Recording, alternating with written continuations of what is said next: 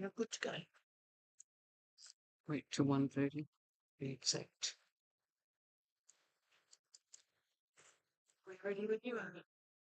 Yeah, I'll just let get to 1:30, so we're right on.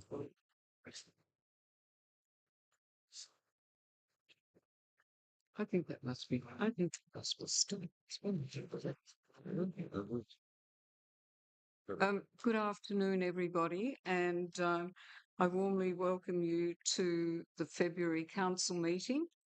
For those in the public gallery, I'd like to remind you all that council meetings are a place of work for staff and councillors, and that council is committed to meeting its responsibilities as an employer and as host of this public forum by ensuring that all present meet expectations of mutually respectful and orderly conduct. And it is a condition of entry to this meeting that you cooperate with any directions or requests from the chairperson or the council officers. And the chairperson is responsible for maintaining order at council meetings. The chief executive officer is responsible for the health, well-being and safety of all present. The chairperson or chief executive officer may require a person to leave council premises following any behaviour that falls short of these expectations, and it's an offence to hinder or disrupt a council meeting. And before we go to our first item, I'd just like to warmly welcome our this year's youth mayor, Millie Van Est, who, as a part of her duties as a youth mayor, attends 2 to 3 council meetings a year. So it's her very first meeting, and warm welcome, Millie. The first item on the agenda is attendance, and today we have one apology from Councillor Caroline Lana. Item number 2 is the confirmation of minutes of the meeting held on the 20th of January 26, and the recommendation is, pardon me, that the minutes of Council's ordinary meeting held on the 20th of January 2026, numbered 26 /1 to 26/18, as provided to councillors, be received and confirmed as a true record of the proceedings, and the minutes can be found from pages 7 to 88 of the agenda. Will somebody please move? Thank you, Councillor Lyons. May I have seconder? Councillor Allen. Councillor Lyons, any comments? Councillor Allen? Any other comments from the floor? Then I'll put it to the vote. All those in favour? Against? Carried 8-0.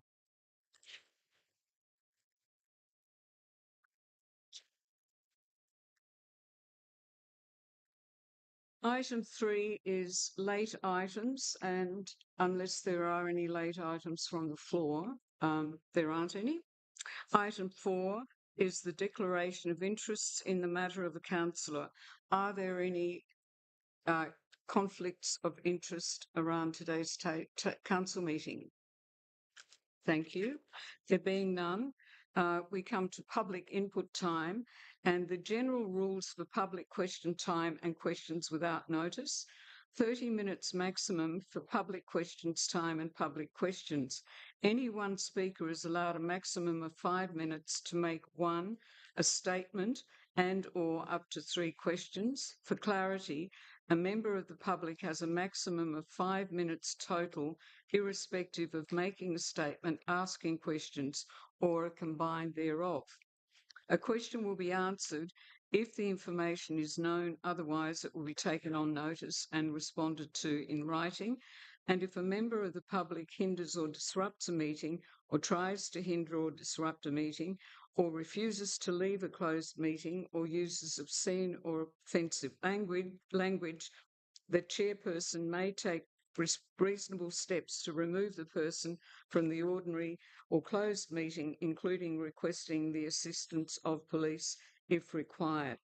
So to assist us with the compilation of minutes, it would be appreciated if community members with prepared questions and statement could please provide them to council via email at wtc@wtc.tas.gov.au or leave a copy with us. And when addressing the council, will you please state your name and address? So the first person who has indicated that they'd wish to make a statement and ask questions is Cheryl Swan.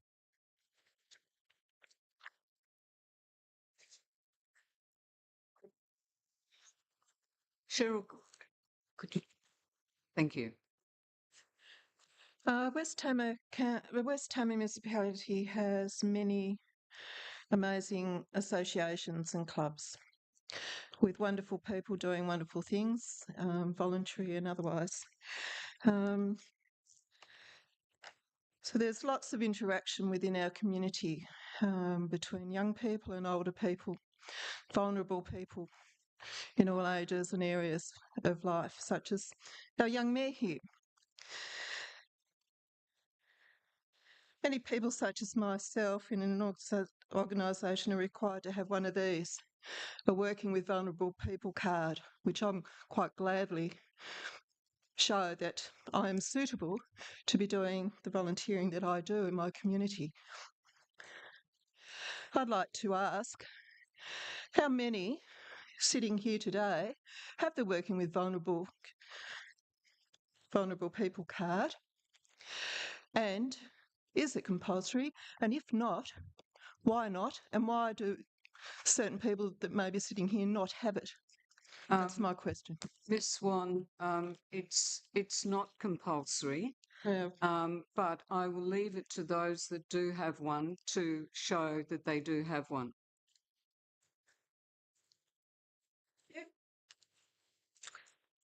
The next speaker is Mr. R. Funt.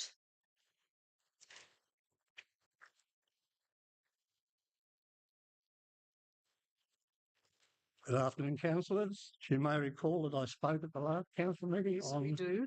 the Apollo Avenue project, which I understand you're voting on today. That's correct.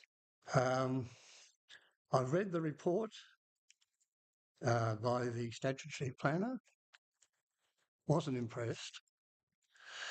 It's a sad reflection on our community that a landowner with very significant financial resources can commission a professional consulting company to generate a development application for a project like that, which is on the face of it, to most people, and clearly not meeting the standards of the general area, the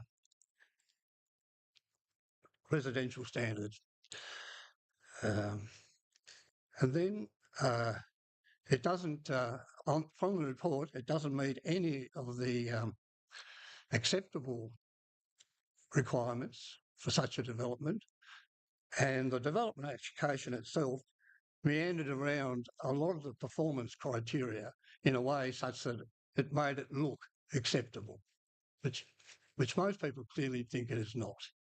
35 objections, I gather, in writing were sent to council.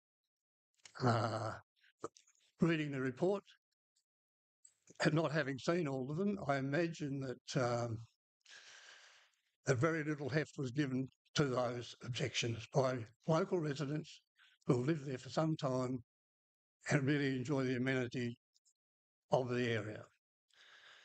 And then we seemingly have a compliant planning division at council which just waves this through. With respect, I strongly urge councillors to support their residents and vote against this proposal today. I do have a question. Yes. I think you can answer it today. It was already in a report. I was interested to see that the planner referred to the 2232 strategic plan of council, which I referred to last month. And my question is, how does this development application and proposal support that plan for council? So someone should be able to answer that today. Look, what we will do, we'll take note of your question. We can't discuss it with you at the moment because it's an issue that we haven't debated yet. But I'm sure that everybody around the table has listened to what you said, um, and um, and but you will have to wait until the debate. I'm sorry. So I can ask the question then? No, you can't. No, you can't. And then you're going to vote on it and it'll be Uh, too late. Look, I will take that question on Well, there's notice. not much point really, is there? But look, I understand, your problem, but we can't really discuss this matter until it comes up for debate as a council item. I, And I would just like to reassure you that every single representation that comes to council is very seriously considered. They're not just discarded. And all the councillors pay a lot of attention to what the community is saying. can I ask councillors whether they all read the 35 objections? No, I'm sorry, you can't ask the council questions. Well, Thank you. I might not have finished yet. Just 1 second. I'm trying to gather my thoughts.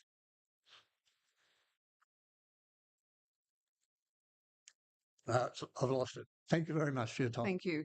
And I can assure you that all the councillors were provided with the 35 representation. Yes, I thought they were. Yeah. Thank you. Thank you. And also the next speaker is Regan Petty.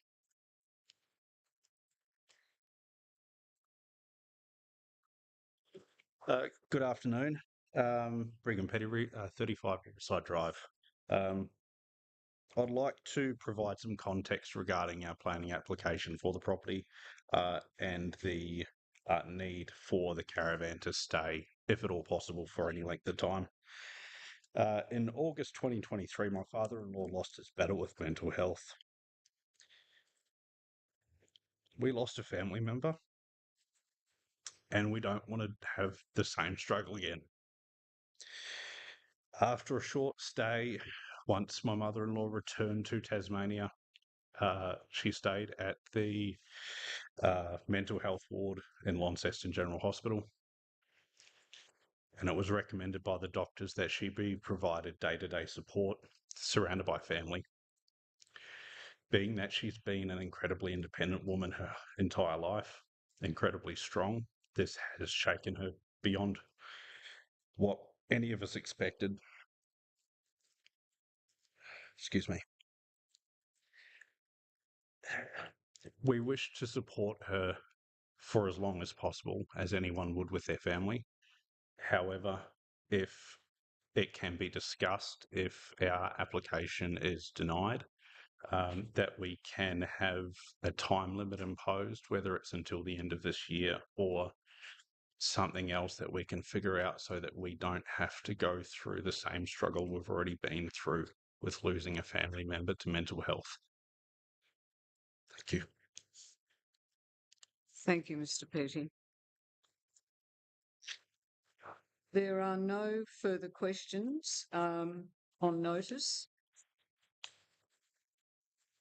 So we will now go to item 5.2, which were public questions on notice at the January council meeting, and the questions and the replies are found on pages 92 to 93 of the council papers. And that brings us to item 6, which is the Chief Executive Officer's declaration. And that's found on page 95. Item 7, we come to the Planning Authority. And council is now sitting as a planning authority. Each council acts as the planning authority for their municipality. In this role, councillors consider development applications and make administrative decisions that are based on the council's planning scheme. While councillors are obliged to consider the community's views, this does not mean that they can vote in favour of those views while fulfilling the role of a planning authority. Councillors must make planning decisions based on whether a planning application is consistent with the local planning scheme, even if members of the community object to the planning proposal. And the first item in the planning section of this meeting is Plan 1, PA 2025344, residential secondary residence caravan at 35 Riverside Drive.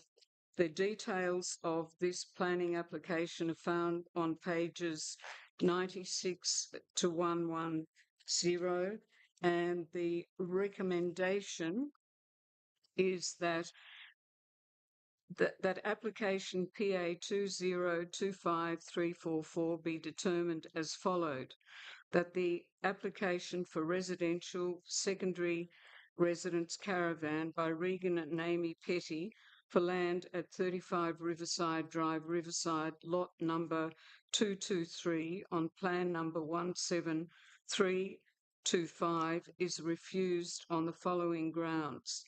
A, the proposal does not satisfy clause 8.4.1 performance criteria P1, as the siting of the secondary residence is within the frontage is not compatible with the streetscape, and 2, that the proposed development cannot be reasonably considered to comply with the performance criteria due to siting constraints that prevent relocation elsewhere in the site. Will somebody please move that recommendation? Thank you, Councillor Manticas. And may I have a seconder, please? Councillor Ferguson. Councillor Manticas. Thank you, Madam Mayor. And look, I support the planner's recommendation on the assessment of this. When we talk about compatibility, we've got to look at the existing streetscape of the whole road. The fact that there's no other residential uses currently occupying the frontage setbacks within the street is obviously what the basis for recommended for refusal is here. Completely empathise and understand from the applicant's perspective the reasons for wanting to conduct residential use within the frontage setbacks. But when we sit as a planning authority, we've got to take a cautious approach, especially when we're looking at the compatibility of existing uses within the street. I believe that there may be scope, if the applicant were to submit alternative plans, to maybe address the setback requirements. But sitting as a planning authority, I have to sit here, look at the compatibility with the streetscape, understand that there's no other existing residential uses within the frontage, and as such, I'm supporting the planner's recommendation for refusal today. Thank you, Councillor Manticas. Councillor Ferguson. Yes, thank you, Mayor. As a planning authority, we can only assess an application based on what's submitted in the reporting, technically, and then in public open time where there's public questions. I believe technically that information may not be included in the decision. However, we are all a part of a community that has to be aware of the needs, and as a planning authority, we are also community members that are representing community interest, as well as having a requirement to meet the planning scheme. So I'm very sorry for the applicant's position, and I probably just repeat what Councillor Manticus has said, is that a different application, maybe with different advice, would be important for the applicant. But as it sits right now with the current presentation of the application, which we aren't in a position to dictate or change how it's configured, it doesn't meet the planning scheme. And so I'd really encourage people to engage with our planning people. And also there's also the opportunity to engage your own private planner. But as I've said, this application needs to be refused as it's presented. So, thank you, Councillor Ferguson. Are there any other speakers to this recommendation? Councillor Shigog. Thank you, Madam Mayor. I know this area very, very well. My late parents-in-law lived at number 31 Riverside Drive, so I have spent a lot of years around this area, and I have to agree with the planner's comments that it does not comply with the streetscape or fit in with the streetscape or the established character of Riverside Drive. And we have to remember this is a retrospective application, and it might have been prudent, and I know hindsight's a great thing, for the applicant to have come to council first and discussed what they were intending to do, there may have possibly been a different outcome. Can I just ask a question of the planner, please? Yes. So if this goes through today, what's the time period for the person having to leave the caravan? So if no other direction is taken, that'll be a matter for the permit authority to discuss with the property owner directly and come to an agreement or give a direction as to the time frame. That would not be a matter for the planning authority specifically. Okay. So I can't really ask a question as to what that may well be, or I'll probably just leave it then. If all I'm concerned is if we make a decision today that this person doesn't have to leave this afternoon, for example. So I might answer that, Deputy Mayor. In terms of leaving this afternoon, no, but the permit authority would obviously try and negotiate something that would work, but it certainly couldn't be a long-term option because the planning authority has made its decision. So it would be something that would be, from an operational point of view, worked out between the permit authority, our regulatory services, and the owners of the property. Okay, thank you. Because I know the applicant did mention something like 6 months, and I don't think that's probably where we would be sitting. Well, if the planning authority chooses to deny or to refuse, then really it would be difficult from an operational point of view, for council officers to allow that length of time, given the planning authority's made its decision. So again, it depends on the decision of the planning authority, and then operationally we would work with our regulatory services through our permit authority to determine what a reasonable amount of time would be. Okay, thank you. Thank you, Councillor Shigog. Are there any other comments? It's Councillor Allen. So could I just ask a question based on that? Is it possible for us as the planning authority to ask for a set time? So be refused on the basis that X amount of time be given for the applicant to make other arrangements? So when we issue a refusal, we can't apply conditions. The option would be to put up forward an alternative recommendation for approval subject to conditions with a time condition applied. Thank you. Are there any other questions? Councillor Lyons. I'm just a bit concerned that I'm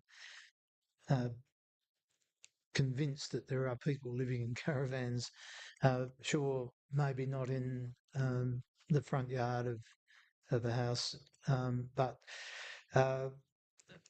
unfortunately there is no time for this. So I'm actually going to vote against this recommendation. Thank you, Councillor Lyons. Any other comments? There being none, Councillor Manticas, would you please close? Thank you, and thank you, everyone around the table, for your contribution to the debate. I think the real issue here is, if we believe that there's a deficiency within the planning scheme to address issues like this, that it needs to be taken up at a state level. It's not something as a local government planning authority that we have the right to try and suggest alternative planning scheme amendments to allow this kind of arrangement. I don't think it's prudent for us as a planning authority to be dictating what the permit authority should be doing by way of negotiating or liaising with the applicant about possible remedies if this is refused today. I think everyone around this table, and hopefully the community, is aware that the council will take an empathetic approach whilst adhering to the planning authority's decision here today. I've got nothing else further to add, except that, based on the planning scheme as it presents and the application as it presents, I don't see any reasons as to how we could support this. Thank you very much. I'll put it to the vote now. All those in favour of the recommendation?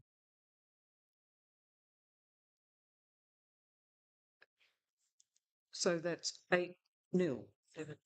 Oh, I beg your pardon. So for the recommendation, Councillor Sladden, Councillor Ferguson, Councillor Manticas, Councillor Shego, Councillor Holmdale, Councillor Allen and Councillor Ireland, and against the recommendation, Councillor Lyons. Thank you. 7.2, Plan 2, AMD 03/24, substitute amendment to the planning scheme for land at 11 Upper McEwens Road, Legana. And the matter is outlined from pages 111 to page 126. And the recommendation on page 115 is that Council, in accordance with sections 40K of the Land Use Planning Approvals, and that should be 40KC, of the Land Use Planning Approvals Act 1993, notify the Tasmanian Planning Commission that 2 representations were received during the exhibition period for substitute amendment AMD 03/24 in accordance with section 40KC and 42B of the Land Use Planning and Approvals Act 1993, consider the merit of the representations received to the substitute amendment AMD 03/24. And the third point is that Council provides advice to the Tasmanian Planning Commission that no further modifications are recommended. Will somebody please move that recommendation? Councillor Ireland, and a seconder please. Councillor Lyons. Councillor Ireland. Yes, thank you, Madam Mayor. Earlier last year, we put in an amendment to our LPS for 11 Upper McEwens Road. This was actually rejected by the planning authority, but they actually were very kind and came back to us with a suggested amendment to our amendment, which is what we're putting forward here. So what we're putting forward here is what is actually being suggested by the Tas Planning Commission. So I think it's probably what we've got to go for. Thank you. Thank you very much. Councillor Lyons. When you look at all of the requirements, this thing matches water to size to gradient. There's a minor thing on the setback, which is offset by the digging out and dropping the level. And so I can't find any reason within the legislation to vote against it, so I'll be supporting it.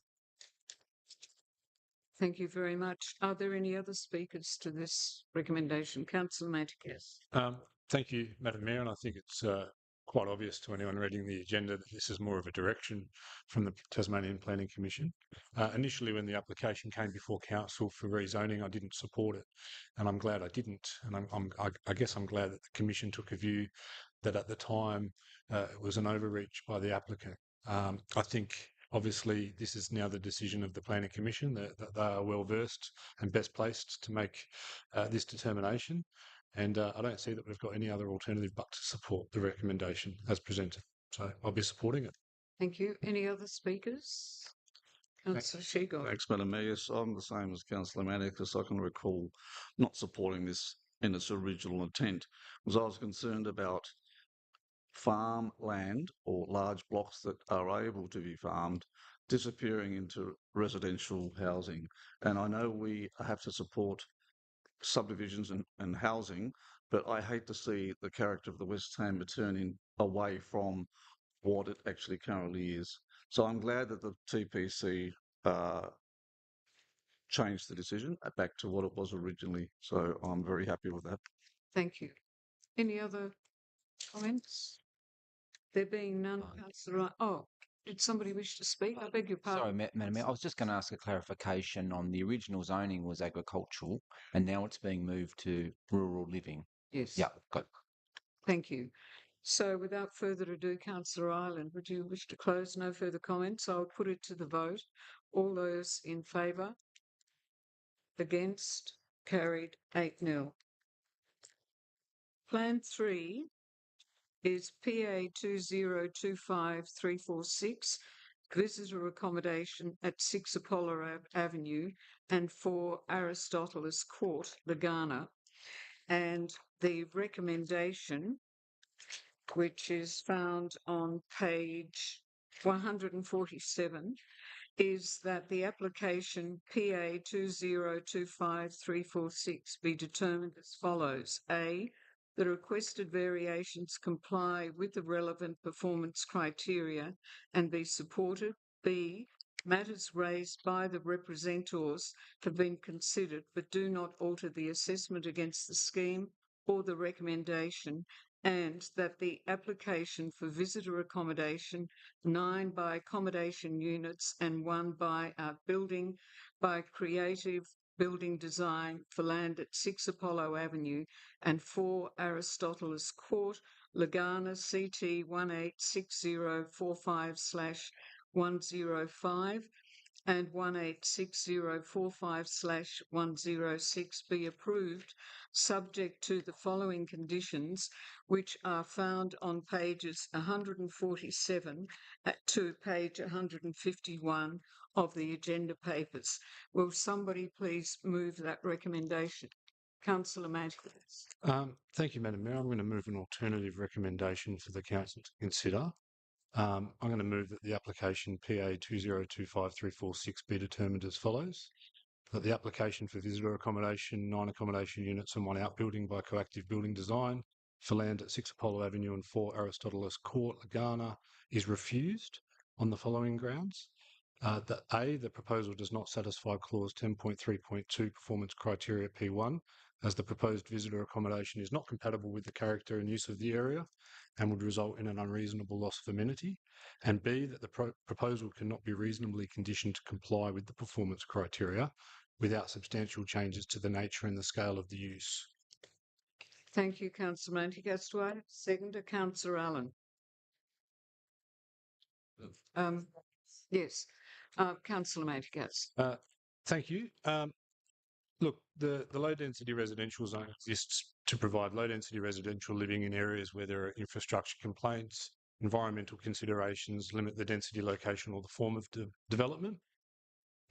It's designed for spatial residential environments, low traffic volumes, predictable occupational patterns and a high level of residential amenity.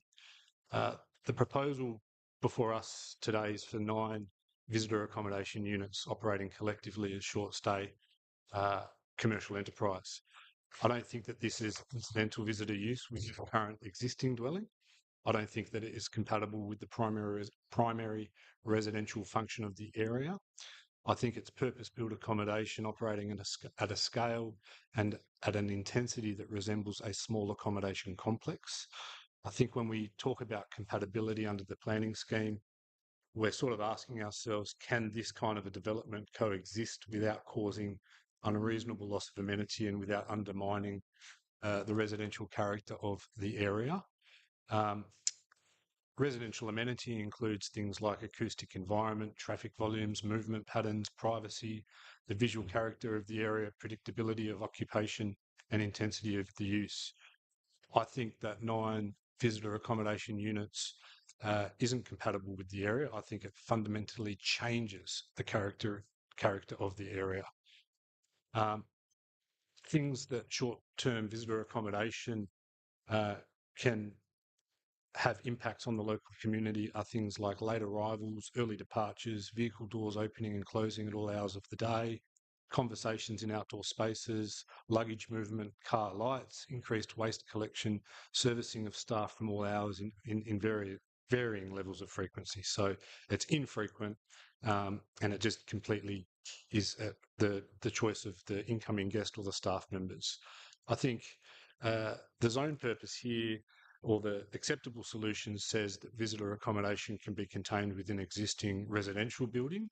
And this is why we've obviously hit the performance criteria, because they're asking for 9 standalone visitor accommodation units. And, you know, I think this is where the council needs to exercise absolute extreme caution, because we've got to actually factor what kind of a development this is, how it changes the characteristics of the area.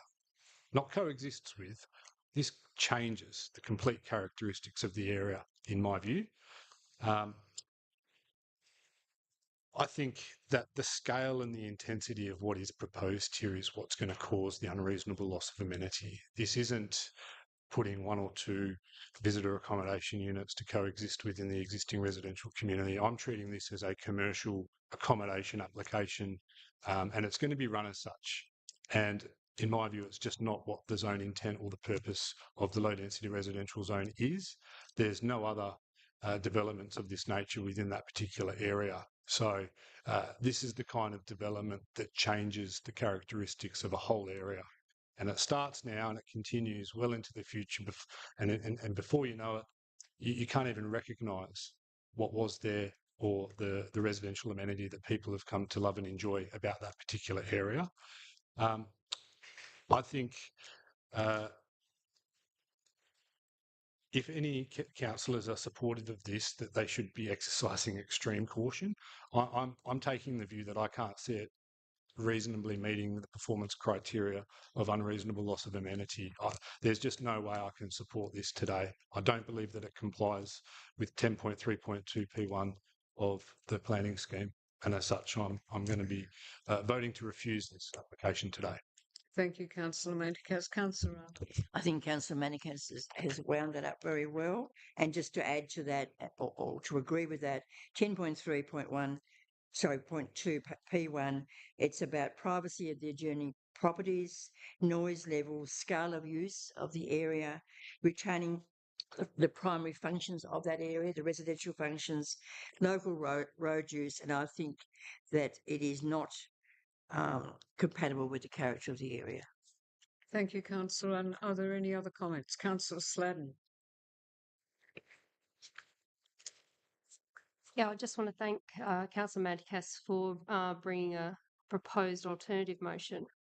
I agree, it's inconsistent with the current low density residential zone that's there, and the more than 30 representations that we received, and I'm sure we've all read through, not only highlight the level of concern in the community, but I found that a lot of the representations really did seek to address the provisions in the planning scheme and the gaps that were there. And this particular planning application, if we were to approve this without further scrutiny, it sets a dangerous precedent, and it does actually change the area and change the way that a low density residentially zoned area would be used in future. So I think the council would be correct to proceed with caution. So I'll be supporting this revised motion.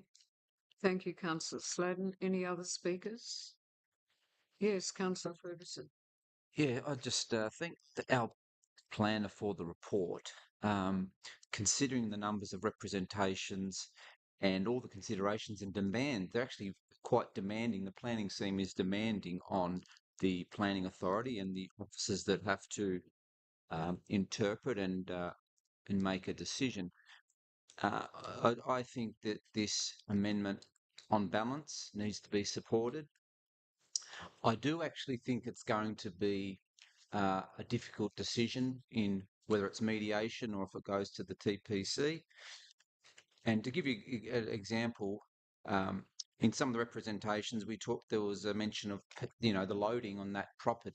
The property could be up to 22 people a night, and then on the issue of character, and this is where the report. I don't think the report's deficient, but it shows, I believe, the other point that really shows the complexity of some of this thinking is, one, it is the first kind of development like that for the area, and as mentioned, and the second one is that if it was downgraded by 2 dwellings, I would say that the case of character challenge on or the loss of amenity for character still exists, because you see, it's not about particularly the number, it's actually about the newness of the development, and also what does the question is what level of intensification, whether it be new housing or visitor accommodation, actually detracts from the amenity. So I would say that even if it was downgraded a little bit, I actually think the character issue is going to be front and centre. So I'll be supporting the amendment. Thank you, Councillor Ferguson. Any other speakers? Councillor Ireland. Yes, well, obviously this is a difference of opinion between councillors and the planning department, and when there's something as sort of close as this, it's pretty inevitable this is going to be adjudicated by a higher authority.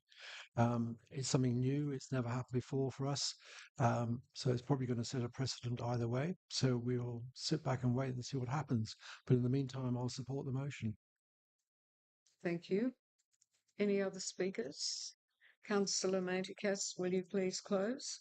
Thank you. And it looks like this closing might not be as long as I anticipated, given the support around the table for this. But I think visitor accommodation in low density here, the provisions in the planning scheme are designed to allow visitor accommodation to complement the area or to complement the existing residential function, but not to dominate.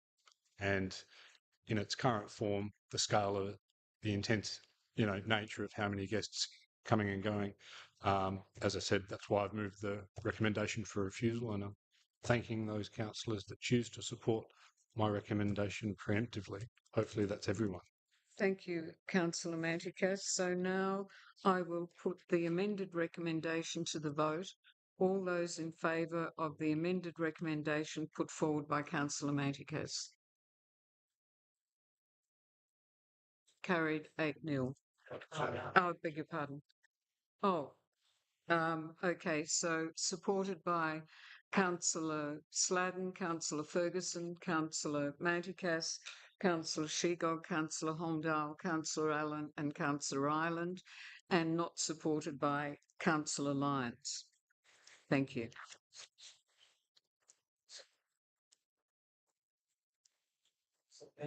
No, it was the motion. So Plan 4 is PA 2025400, residential dwelling extension and fence at 194 Paper Beach Road, Swan Point, and the details of this application are found from pages 163 to 186. And the recommendation is that application PA 2025400 be determined as follows. A, the requested variations comply with the relevant performance criteria and be supported. B, matters raised by the representative have been considered but do not alter the assessment against the scheme or the recommendation, and that the application for residential dwelling extension and fence, part retrospective, by design to live for land at 194 Paper Beach Road, lot number 10, on plan number 63723, be approved, subject to the following conditions that are found from pages 176 to 186 of the council papers. Will somebody please move that recommendation? Councillor Ferguson. Madam Mayor, could I move it with a condition change? Thank you. Yes. It would be yes. Plan 4, 194 Paper Beach Road, Swan Point, that add a condition, on-site parking area 5. Prior to commencement of use of the additions, a minimum of 2 parking spaces must be allocated within the property boundaries. The parking spaces must be kept available for that purpose at all times for the life of the use. Thank you, Councillor Ferguson. Is somebody else prepared to support that amendment? Councillor Manticas, thank you. Councillor Ferguson. Yeah, thank you. We are keeping our planning people very busy with these applications.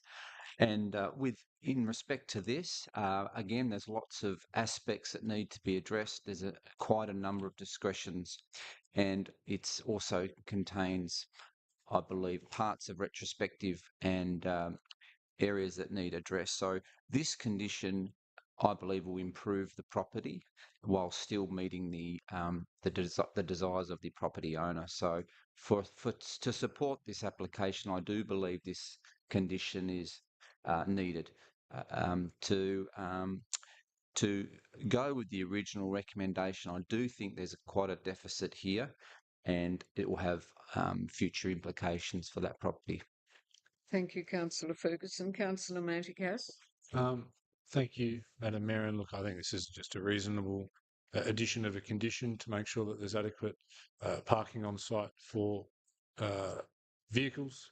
Look, I'm not a huge fan of shipping containers becoming permanent outbuildings within our municipality. They are ugly. They are, a blight to the landscape. But we've got to assess it as an outbuilding under the planning scheme. That's what we've done. They've met the performance criteria in all other areas except for the parking condition, and now that that's included, I'm satisfied. So, thank you, Councillor Manticas. Are there any other comments, Councillor Sheego? Can I just ask Councillor Ferguson a question in relation to the second car spot? I assume the first car spot is concrete or sealed. Are you suggesting that this second car spot also be identified by being sealed or concreted? Can I answer? Yeah. No.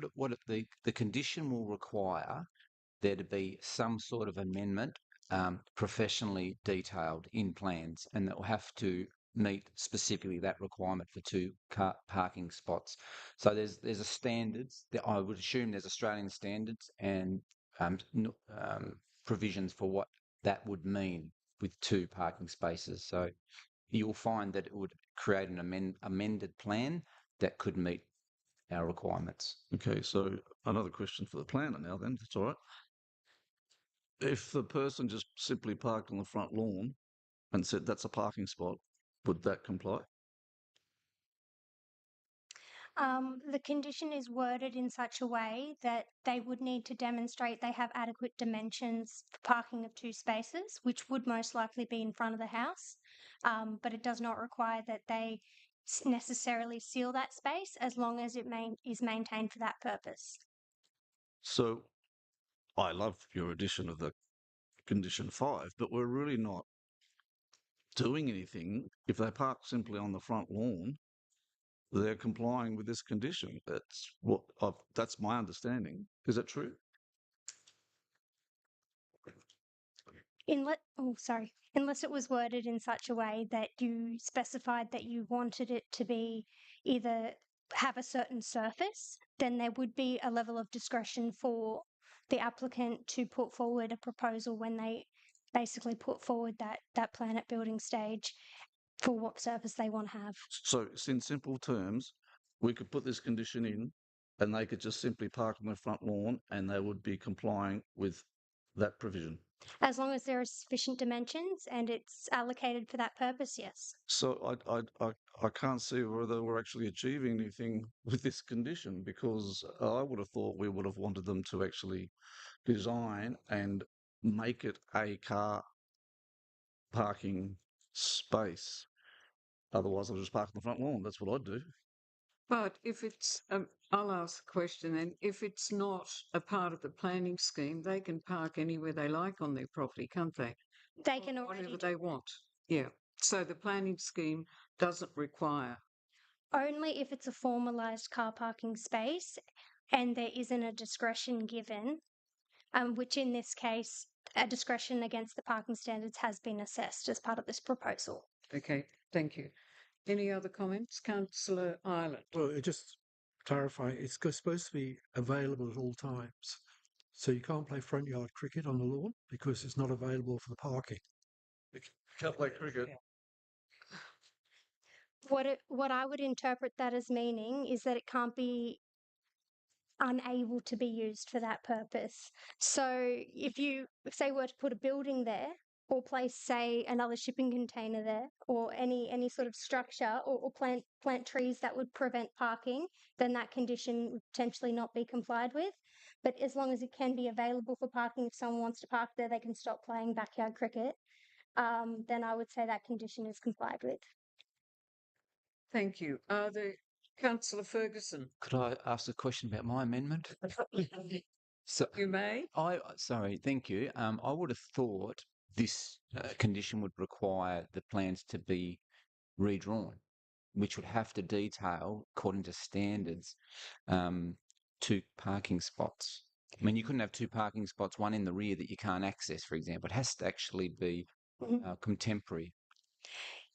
Yes, so in terms of the Australian standards, there are minimum dimensions for car parking spaces. However, the road authority can give or the planning authority can give discretions for the surface of the car park, whether that be gravel or a sealed surface or the nature of, I guess, this parking space itself. But it does need to meet those minimum dimensions in order to be classified as a space. Yeah. Okay. Any other comments? Councillor Ferguson, I'll ask you to close. Yeah, well, I'm think that this is sufficient. I've got my expectation is that this plan needs to change, and it needs to have a parking space that works. And I'll be supporting on the basis I expect our planning and our building teams to expect a detailed plan by a professional, accredited designer to have that change met. Mm-hmm. Insane.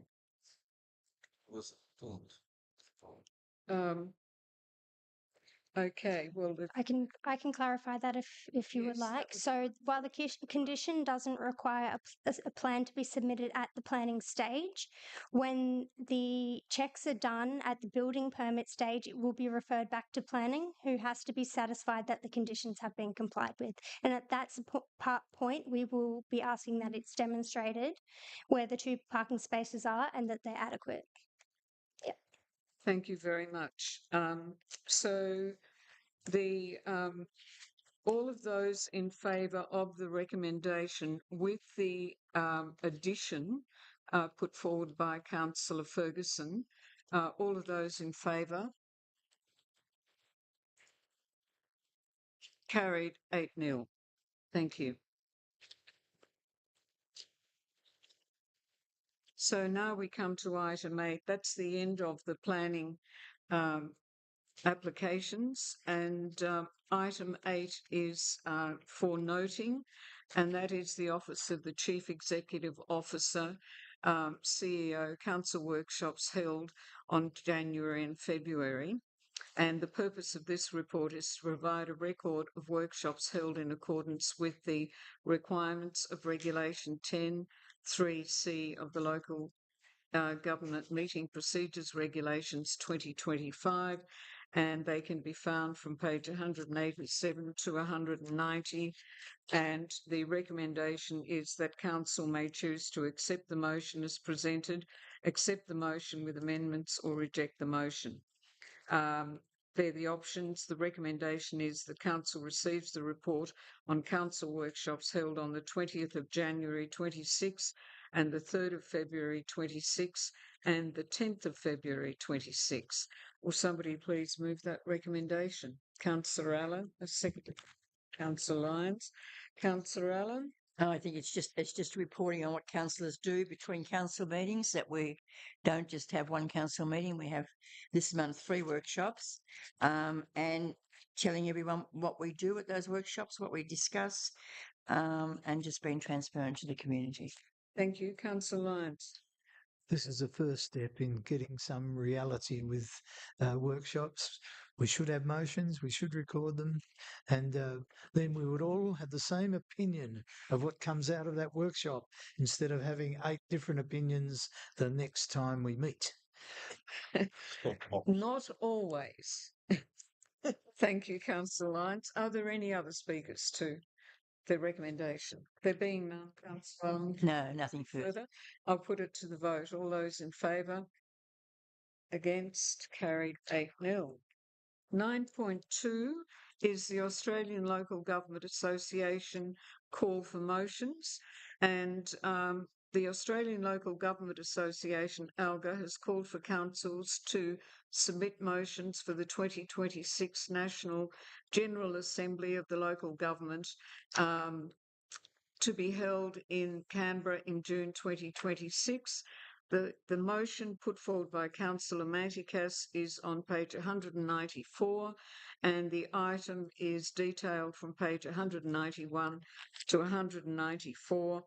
And the recommendation is that 1, Council approve the motion and rationale in attachment 1 for submission to the Australian Local Government Association for the 2026 National General Assembly, and 2, authorise the Chief Executive Officer to submit the motion on behalf of Council before the 27th of February 2026. Will somebody please move?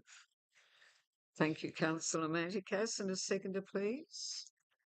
Councillor Lyons. Thank you. Councillor Manticas. Thank you, Madam Mayor. And obviously I'm seeking support around the table today to have this council endorse this motion to go to ALGA in June.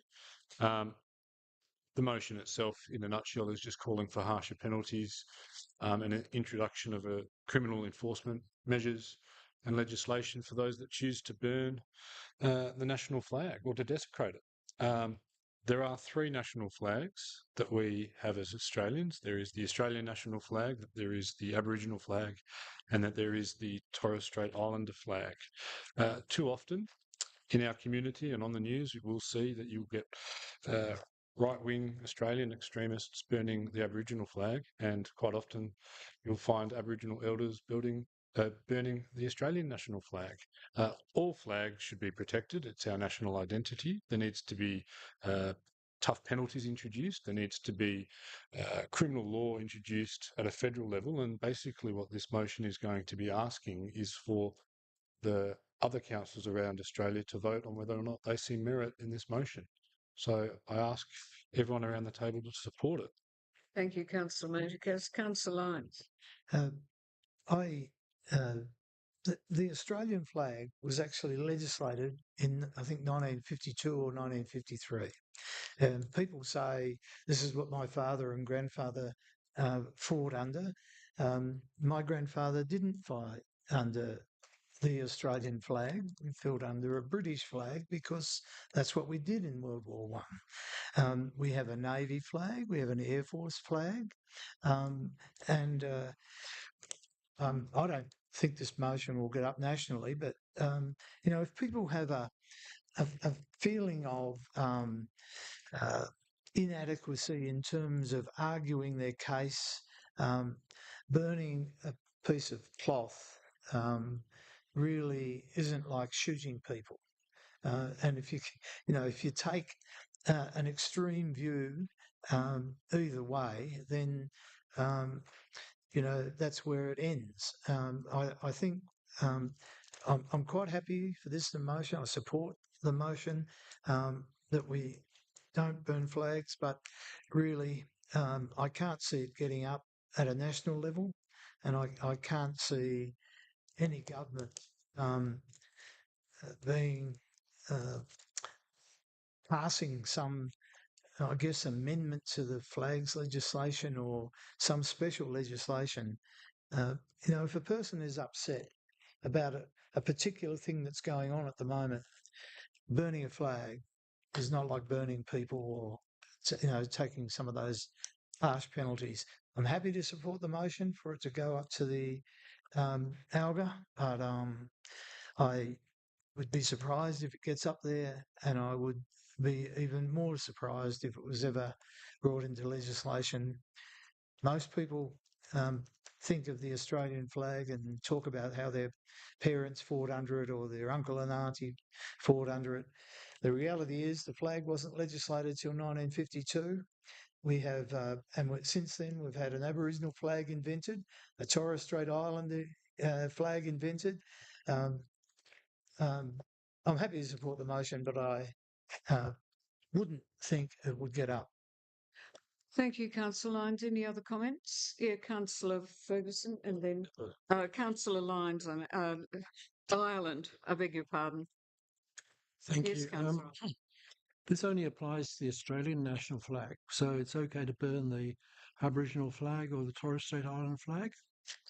I read that as I can the Australian clarify. national flag is that blue thing with stars on it. There are 3 national flags of Australia. There are the Aboriginal flag, the Torres Strait Islander flag, and the Australian national flag, all recognised under the Flags Act of 1953 as Australian national symbols of and our official flags of the country. Okay, in that case, should it say flags plural? Because I just Google what the Australian national flag is, and it only comes up with one. The Australian national flag is the Union Jack thing. I'm happy to move an amendment to add the letter S to the end of flag to include Australian national flags. Thank you. Yes, we'll make sure that it's amended. Hold on. Councillor Seconder. Chigo. I was a bit confused with the seconder's statement. I was confused with actually supporting the motion or not supporting the motion, to be honest. But I think it's a great motion to put up, and we could go around in circles and debate all day as to whether it's going to get up or not, and there's going to be any action on it. But that's not the point. We're putting it out there, and we're putting it in front of people, and we're putting it under people's noses to say that this type of activity has to stop, and there's got to be consequences for doing this. It wouldn't be tolerated anywhere else. And I think that we sometimes are just a little bit laissez-faire with how we treat these people that destroy the culture of this great country. And I'm very pleased that Councillor Manicus has put this forward, and I hope it does get up. Any other comments? Yes, Councillor Ferguson. I'm happy. Councillor, I'll come back to you. Councillor Ferguson.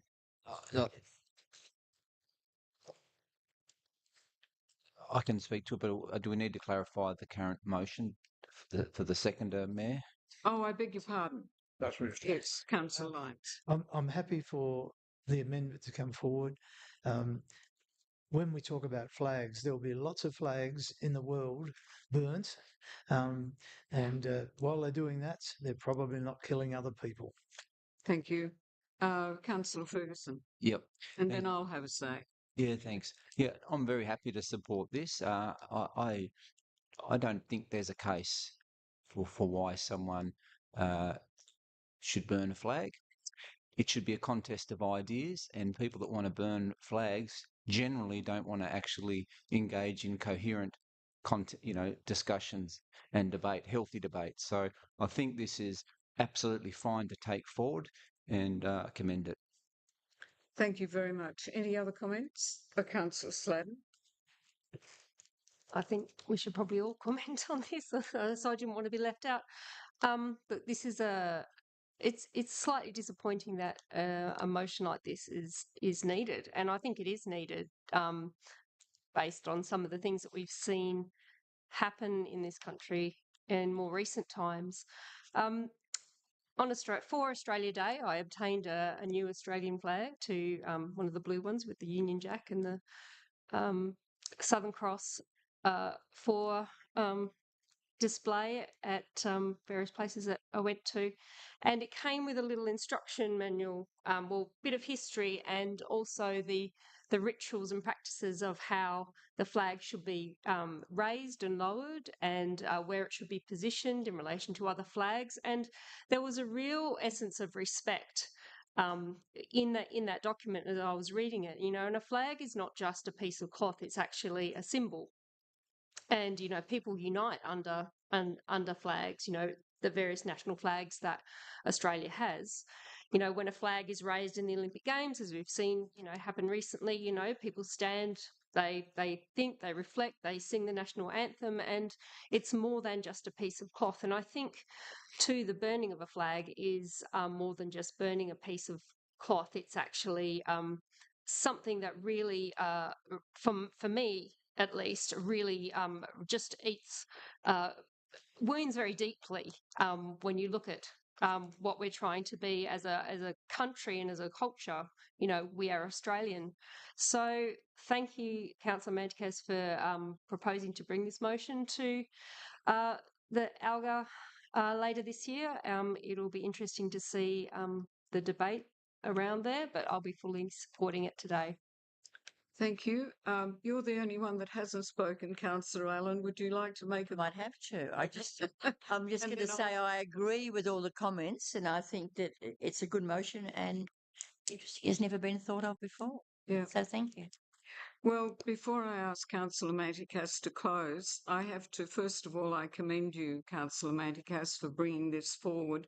I don't subscribe to Councillor Lyons' view that it's just a rag. If today we were a piece of cloth, if it was the Union Jack that was burnt today and that was that's where we swore our allegiance. I'd be protecting that as well. So I really sincerely hope that the Albert Conference does support this particular motion, because, our national flag is something we should all be very proud of. And I personally find it very offensive when I have to watch television and see somebody burning the Australian flag, and then I have to acknowledge that person and respect that person at a following meeting. So that I've had my say. I will now ask Councillor Manticas to close. Thank you, and it's nice, pieces of rag, cloth, whatever you want to do it. But what it is, it's our national identity, whether that's the Australian national flag, the Aboriginal flag, or the Torres Strait Islander flag. And look, if people within Australia want to go and burn other countries' flags, that's their prerogative. But if you touch our national identities and our national symbols, you deserve to be punished. And I think by having stronger laws and penalties in place, sends a message that you can't come to Australia and dictate the terms of what you're going to agree with. You either come under our national flags and under our culture and you respect what we offer, or leave. So I'd like to see people that are coming or immigrating to Australia, if they burn any one of our national flags, get deported. You shouldn't be here. This debate could go on and on and on, but what it's about creating some legislative pathways and creating some criminal penalties to stop people from all viewpoints from touching or desecrating any one of our three national flags of Australia. It's just not good enough. So I'm hoping that gets full support at the AGA conference. I've been surprised with what gets up over there and what doesn't get up. So fingers crossed. Thank you. So now I will put it to the vote. All those in favour of supporting the motion? Carried 8-0. 8.3 is CEO 3, the second quarter performance report, October to December 25, and the purpose of this report is to provide the West Tamar Council's second quarterly performance report for the period of 1 October to the 31st of December 25 for council endorsement, and the details and the report are included from pages 199 to 247.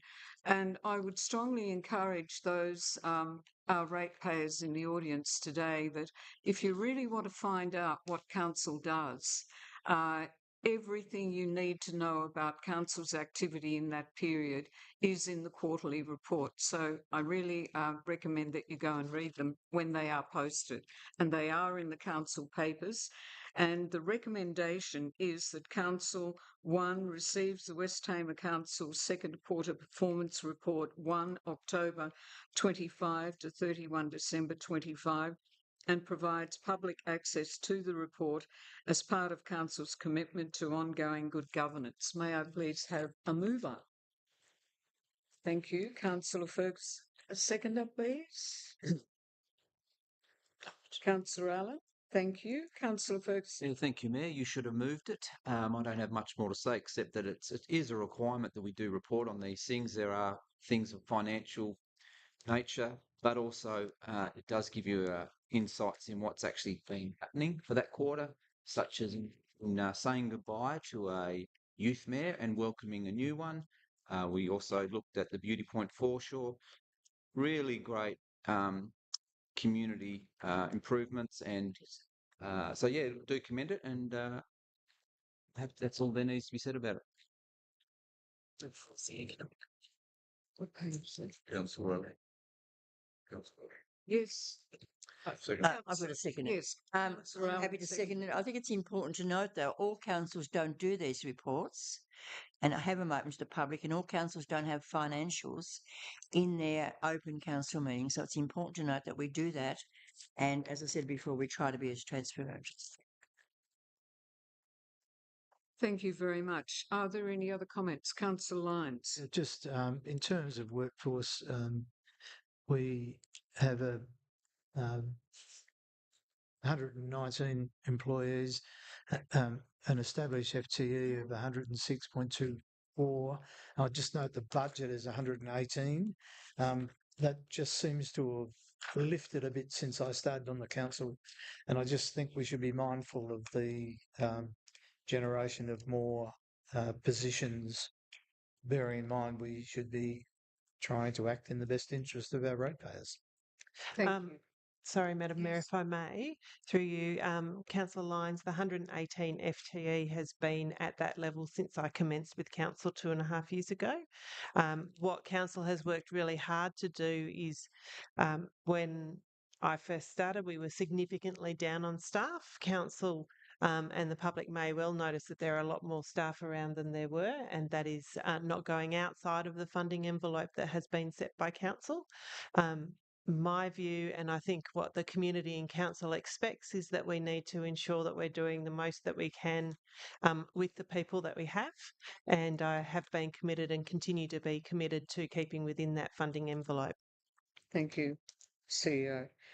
Any other comments? Councillor Ferguson, you wish to comment further? Then I will put it to the vote. All those in favour? Carried 8-0. 8.4 CEO Economic Regulator Submission. And the purpose of this report is to provide Council with an advocacy letter for endorsement to the Economic Regulator in relation to critical upgrades required for the Legana Sewage Treatment Plant, Legana STP, in line with our annual plan actions. The details of the report found on pages 248 to 251. And the recommendation is that Council authorise the Chief Executive Officer to sign the proposed submission to the Economic Regulator advocating against the deferral of Taswater's infrastructure upgrade plans for Tea Tree Bend Sewage Treatment Plant. May I have a mover, please? Councillor Ferguson, Councillor Ireland, and second to Councillor Shegog. Councillor Ireland. Yes, thank you, Madam Mayor. The economic regulator reviewed the proposal by Taswater PSP5. In fact, the regulator employed an overseas consultant, Canadian-based company Atkins Realis, to do a lot of the work for them, and they made some really incorrect assumptions, which currently the Taswater are trying to correct. One of them, for example, is that Atkins said that that the sewage plants are non-compliant, not all the time, but only sometimes. It's like saying that the brakes on your car are only going to work 90% of the time. They don't seem to realise the importance of having places like Legana being fully compliant. And Exeter. And Exeter.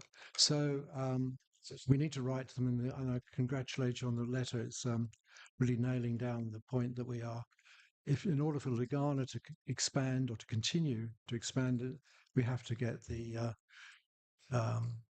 Launceston sewage plan not delayed by 4 years. Thank you. Thank you, Councillor Ireland. Councillor Shego. Yes, I agree. Oh, sorry. Agree with Councillor Ireland. It's a great letter, and I'd just like to read out a couple of paragraphs, please, which makes a lot of sense and may be reported on it. And it's basically says the Launceston Sewage Transformation Project, including the Tea Tree Bend upgrade, is critical to the decommissioning of the Legana sewage treatment plant as set out in the PSP5 submission and resolving the non-compliance currently occurring at the Legana site. Council urges the economic regulator, when making its final determination, not to recommend the deferral of the Tea Tree Bend project to the next regulatory period, because the fact is that Legana is it will have an adverse impact, population growth, and on the environment. And Council then faces the real possibility of Taswater refusing permission for further growth because of capacity issues at the Legana site, leading to less housing being made available and a decrease in overall growth in the West Tamar. I think that's hit the nail on the head. So well done, Chief. And hopefully we get some action from it. Thank you, Councillor Shego. Any other comments? Before I ask Councillor Ireland to close, it was interesting. I was asked to speak on ABC radio yesterday, and one of the issues that took up the most time was this actual issue. So it's good to know that people are really starting to be concerned about the decision that was made by the economic regulator. with regards to this matter. So, without further ado, Councillor Ireland, would you like to close? No, nothing further. The economic regulator will consider all the inputs from everybody. I hope they correct some of their errors. Thank you. Thank you. I'll now put it to the vote. All those in favour? Carried 8-0. CEO 5, the electoral bill submission. And the summary is that this paper seeks to endorsement of the attached submission to the Minister for Local Government in relation to the Local Government Electoral Bill 2025 and the Local Government Electoral Reforms Bill 2025. The details are found from pages 252 to 614. And the recommendation is that Council authorise the Chief Executive Officer to sign the proposed submission to the Office of Local Government on the proposed local government electoral reforms. May I please have a mover?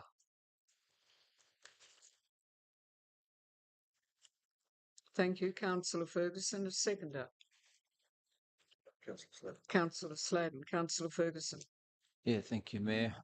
Happy to support this letter to be submitted to the process where they want key reforms in the bills to reform local government. And I wonder whether it's intended to encourage participation of the community. I believe it is. However, there's some real issues with it. And so we're obviously providing meaningful feedback for what I believe is not just the government, but actually the bureaucrats that are working on the reforms. And so I'm very happy with the letter. This council has also had conversations about the mandatory pre-election training. So for any community member that would like to participate in democracy, you can undergo pre-training if you like. And I personally am not for that at all. I know it's not in the letter, but I very happy to let people know that. And so that's one of the reforms I hope they're also rethinking. But anyway, I'll leave it at that. Thank you for our CEO for writing to the government on this matter. Thank you very much, Councillor Shigo. Oh, Sladen, I beg your pardon. Sorry. The other S. Yeah, thank you to the CEO for drafting this response for councillors based on the proposed local government electoral reforms. And I don't know whether members of the public gallery have actually looked through the consultation draft, but it is several hundred pages long, which can only mean, well, in my mind, one of two things. There's a lot to be reformed, or this is another exercise in red tape. I suspect the latter. There are a number of changes that have happened to the role of councillor, or proposed amendments to the role of councils and councillors during the short time that I've been here. And, it seems to me that some of these exercises aren't necessarily to deliver better outcomes to the community who we serve, but more to exhibit more control and constraint on the roles of the elected members. I'm still a little bit bemused as to why all of that is needed.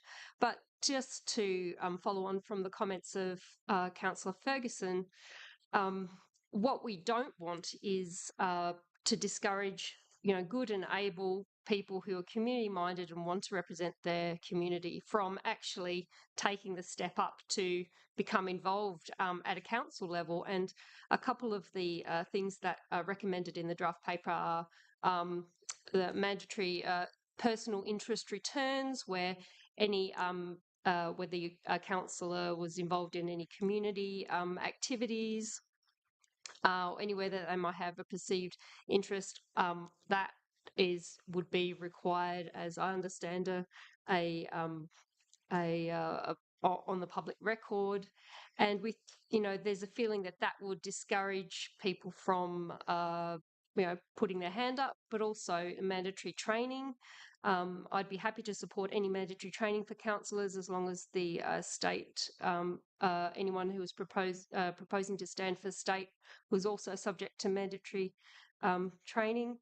And there was a final point, but that escapes me now. So just like to commend this letter and thoroughly support the motion. Councillor Lyons.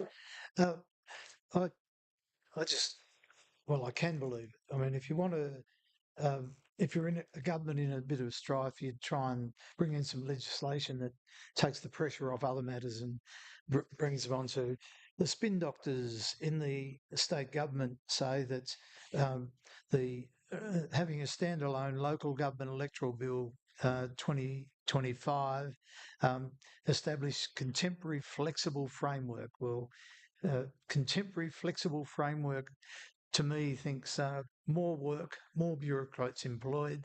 And then we have the electoral reform bills of 2025. And what the spin doctors say about that is it's aimed at improving democracy and representation. Well, when the federal government and the state government candidates are required to do an examination before they stand, then maybe it's right, but that's unlikely. So these people who have been convinced by the bureaucrats that having an examination before you stand makes it better and improve democracy and representation, when I see it imposed on them, then I'm probably then have to eat my words. But the reality is this is complicated legislation which makes it more difficult for people to stand and represent their communities. And I congratulate the CEO on writing this letter. Thank you, Councillor Lyons. Any other comments? Councillor Manticas, and do you also, Councillor Manticas? Oh, look, this bill sums up everything I love about government. Here we've got state government can't manage a budget, turns its back on the greyhound industry, can't manage the spirits, can't manage the Port of Devonport upgrade, but are trying to tell local government what they think is best. And dare I say it, but I will. You have people in state government that have got no substance or experience to their range of skill sets, other than the majority have been in front of a television camera, trying to dictate to us at a local government level as to what's best for us as a sector moving forward.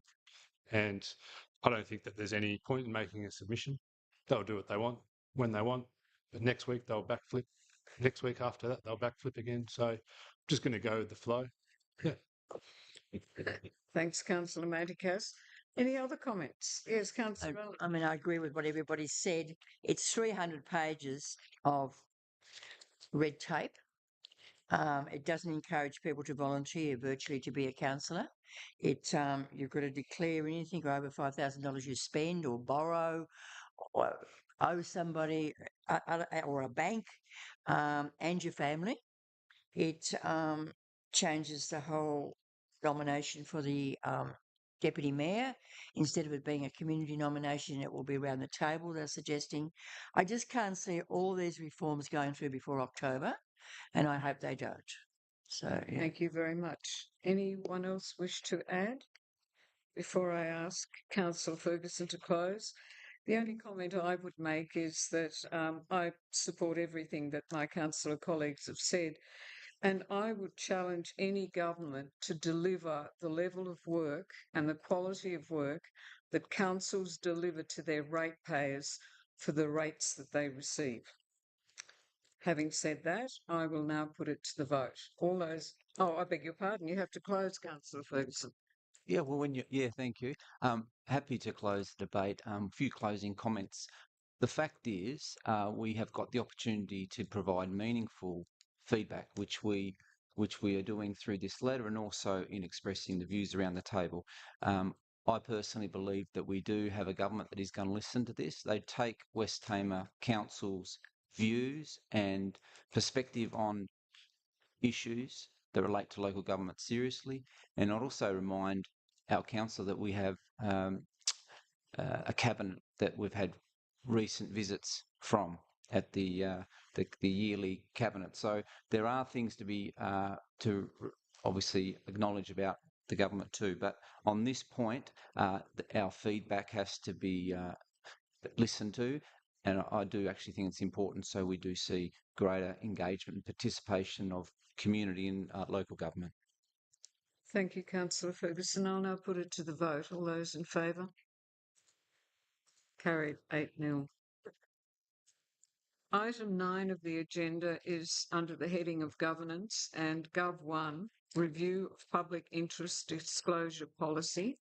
And the purpose of this item is that the following report provides detail of the revision of the public interest disclosure policy following minor amendments and a review by the Ombudsman completed in September 2024.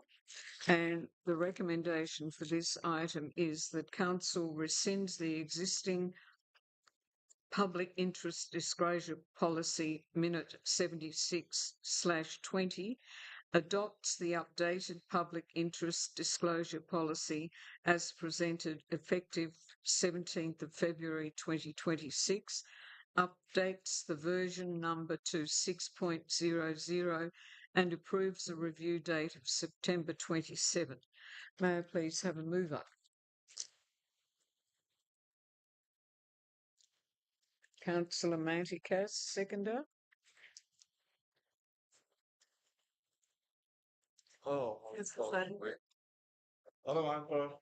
Councillor Shegog, Councillor Manticas. Don't know what all the hesitation is about. Council regularly reviews its policies that we've got, and this is just about updating our current policy and making it more fit for purpose in line with other policies that have been updated as well. It's not the most exciting stuff, but I find it exciting because you've got to go through with a fine-tooth comb, and I can only assume that our governance officer looks at this incredibly in incredible detail. And I'd just like to say thank you, Tom, because without that kind of level of oversight, we'd be at a loss.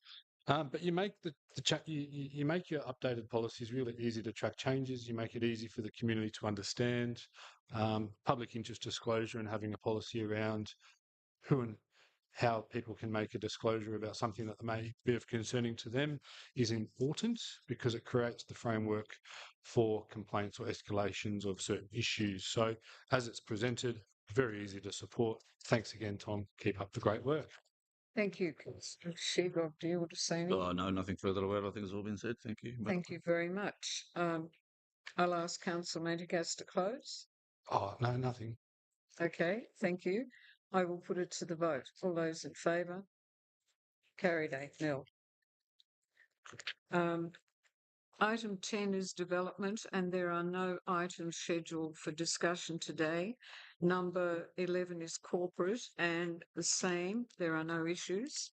Number 12 is community, and 12.1 COM1 Community Grant Tamar FM, and the purpose of this report is for Council to consider a community grant application received from Tamar FM Incorporated for the replacement of failed outside broadcast equipment. The details are found on pages 616 to 633. And the recommendation is that Council partially approve Tamar FM's community grant application for the replacement of failed outside broadcast equipment in the amount of $1,800. Will somebody please move that recommendation? Thank you, Councillor Allen. And a seconder, Councillor Ferguson. Councillor Allen. This has been discussed a little bit previously. I mean, it's a grant to help them do more outside broadcasting. I just would like to note that I hope that the Georgetown Council makes a contribution too in their grant process. And I think it'd be really good if our council asks them to do more broadcasts in our area so we can justify spending the money. Thank you. Councillor Ferguson. Yep, I support the recommendation that has been managed through community grants program, and this is a partial funding for this need for this organisation full of volunteers, and we have benefits from their radio programs and information. So happy to support it and wish them luck in securing the other monies, hopefully from Georgetown Council. Thank you, Councillor Ferguson. Any other comments? Councillor Lyons. What we're providing is a partial subsidy to allow Tamar FM to have more up-to-date outside broadcasts equipment. This will allow them to potentially come to the West Tamar to cover public events as they have in the past. And this Tamar FM actually does deliver to the West Tamar as well as the East Tamar. And I think this amount of money we couldn't pay to get the publicity that the Mayor gives us every month. Not only that, but other events which are on the both sides of the river are supported by Tamar FM. I think it's well and truly worthwhile, and I absolutely support the grant application. Thank you, Councillor Lyons. Any other comments? Councillor Manticas. Thank you, Madam Mayor. It's always hard when you get requests from community organisations because everyone is struggling at the moment. I find it hard to reconcile this application on a number of reasons. The first of which, it's primarily based in Georgetown. It does limited travel into the West Tamar, and that it's scored quite low on its application. That being said, I don't ever come to council with the view of a preconceived view as to which way I'm going to operate. I have been looking at their goals as an organisation, and it is clear on their website that they do aim to serve both Georgetown and West Tamar council areas as well.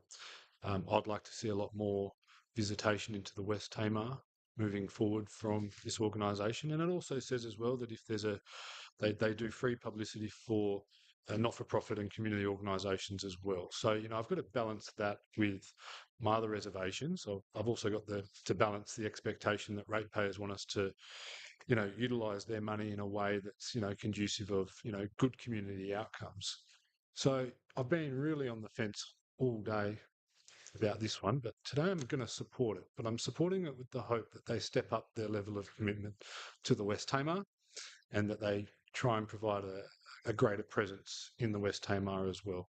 But it's vital equipment that this grant money is going towards to allow them to outside broadcast as well. So I'll be supporting it. Any other comments? There being none, I'll ask Councillor Allen to... No, I think everything's been said. Thank you. I'll put it to the vote. All those in favour? Carried 8-0. The next item on the agenda is COM2 Review of Public Memorial Policy, and the purpose of this report is to provide an overview of the recent review of the public memorial policy and seek approval of recommended changes.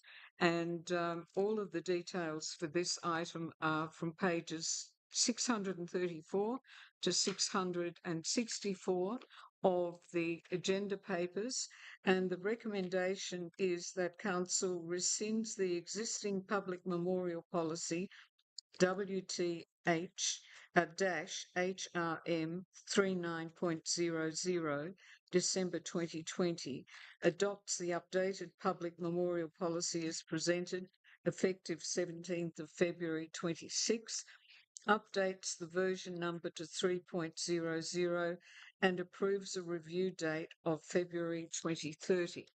May I please have a mover? Thank you, Councillor Manticas. And a seconder, please, Councillor Ireland. Thank you. Councillor Manticas. Thank you, Madam Mayor. This is a result of extensive workshops with Council about trying to make sure that we've got a fit-for-purpose public memorial policy that's got clear and definitive guideline how Council will assess any application brought to it by a member of the community or somebody else for that matter. It doesn't place any extra onus on the applicant, so to speak. It just makes them address certain criteria for consideration for council. So I think, where we've got the opportunity to ensure that we've got or that we're continually updating our policies to ensure best practice. It's very difficult when you get an application. There's a lot of emotions behind an application for a memorial policy, and it's just good to have some clarified guidance within this policy that will make it easier for council to make a determination. So happy to support it. Thank you. Councillor Ireland. Yes, thank you. This over 5 years since it's been reviewed, so we had to clean it up a bit and make it very clear as to who or what is actually permitted to have a memorial. People who've made an outstanding contribution to the municipality are the main criteria, or anniversaries or commemorations. It's all laid down black and white now. It makes it very clear as who and who may do what. Thank you. Thank you. Any other? Councillor Schiegel. Look, I've got some concerns about this, and as I said before, I don't know why we even should have one. It's a very subjective objective position the council's put in when an application comes to us. And Councillor Ireland highlighted, an outstanding contribution. Well, that in itself, what is the definition of outstanding? Is it simply sitting on council for 10 years? Is that outstanding? Probably, maybe not. But again, it's all subjective. And it's unfair then, I think, for us to be making a decision as to whether to approve or not approve a public memorial based on our own subjective feelings. Some of these people that come, I might know very well and probably would support. But the ones that come that I don't know are probably just equal or worthy of support, but I probably mightn't. So, based on the fact that I don't know them. So, I just don't know why we would want to put ourselves in a position where we have to make a decision based on our own personal beliefs and information in front of us that we've got to be taken to be true. And I know we've had some decisions or discussions, I think about the last one, I won't mention names clearly, and it was a little bit controversial. It was controversial. The person involved was a controversial person. He had done some outstanding things for the community, but also not so good. So where do you draw the line? And that's why that's what I say. Sometimes we're damned if we do, and damned if we don't. I would like maybe to see a memorial garden or something established where people could go and put something and to commemorate someone that they've lost. I think that's important for a part of grieving. But for us to determine whether we should put up a public memorial or not, based on what, I don't think that we should be doing it. Full stop. Thank you. Thank you, Councillor Schiegel. Any other comments? Yeah. Councillor Ferguson. Yeah, I think this is actually an improvement. I think that actually a lot of your concerns, Councillor Schiegel, are being met because the criteria, although you may believe it's subjective, it has to be evaluated. It needs to be clearly articulated. And so we're an organisation that is receiving requests from the community, and for them it's very important. And so I think this is going to be good for both sides in terms of coming to a position where, I'll be honest, most applications will probably not make it through the complete process, I would suspect. Okay. The other thing to note is it is discussed at a council level in a closed meeting environment. So it means that there's that discretion and understanding can be had. And I'm sure our council officers then would communicate sensitively to the applicants. So yeah, part of this is also for people, it's memorial, but it's also closure. It's also acknowledging people that are important to them. So I think as a revised position, it's very good. And I think you'll see that over time we can have the opportunity to improve it further based on its how it's working. Thank you, Councillor Ferguson. Any further comments? Councillor Lyons. I'd just like to say that I think it's an important document to have. We've had some real dilemmas with proposals that have come before us, and this gives us at least some sort of document to work off, and it provides the opportunity for people to make an application, and it provides a process for either accepting or rejecting.